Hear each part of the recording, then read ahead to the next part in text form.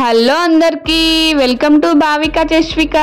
ఈరోజు మన వీడియోలో సూపర్గా తాటి ముంజలతో పాయసం అయితే చూపిస్తానండి।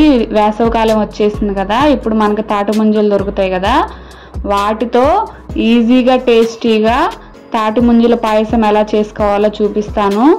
టేస్ట్ అయితే వేరే లెవెల్లో ఉంటుందన్నమాట, చాలా బాగుంటుంది, చాలా ఈజీగా ఉంటుందన్నమాట। ఇది ఎలా చేయాలి ఏంటి అనేది ఇప్పుడు చూద్దాము। ఫస్ట్ ఒక బౌల్ తీసుకోవాలి, దానిలోకి నేనైతే ఒక హాఫ్ లీటర్ పాలు అయితే తీసుకున్నానండి, ఫుల్ ఫ్యాట్ మిల్క్ అయితే తీసుకున్నాను। ఇప్పుడు స్టవ్ ఆన్ చేసి ఈ పాలను అయితే స్టవ్ మీద పెట్టుకోవాలి।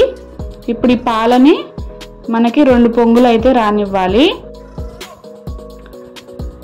చూస్తున్నారు కదా, ఇప్పుడే మరుగుతున్నప్పుడు 2 పొంగులు వచ్చిన తర్వాత ఇలా మరుగుతున్నప్పుడు నేనైతే 1/3 కప్పు షుగర్ అయితే వేసాను। మీరు స్వీట్ తగ్గించి తినే వాళ్ళైతే ఇంకొంచెం తగ్గించి అయినా వేసుకోవచ్చు। చూస్తున్నారు కదా, ఈ విధంగా పంచదార మొత్తం కరిగే విధంగా తిప్పుకోవాలి।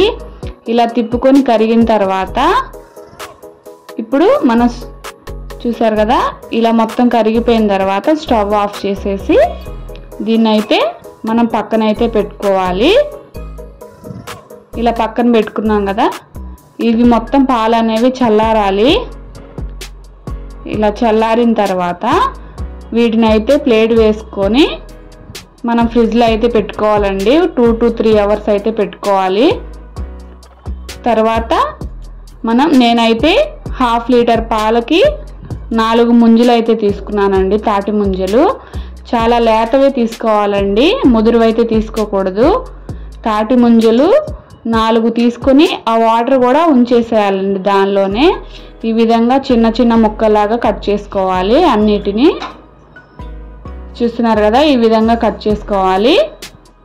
ఇలా కట్ చేసుకున్న తర్వాత మనం ఫ్రిడ్జ్లో పెట్టుకున్నాం కదా పాలు, బాగా చల్లగా అవ్వాలన్నమాట। ఇప్పుడు ఈ ముక్కలన్నిటినీ దానిలో వేసేసుకోవాలి।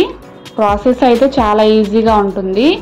ఇదే పాయసాన్ని తమిళనాడులో అయితే నుంగు పాయసం అంటారనమాట।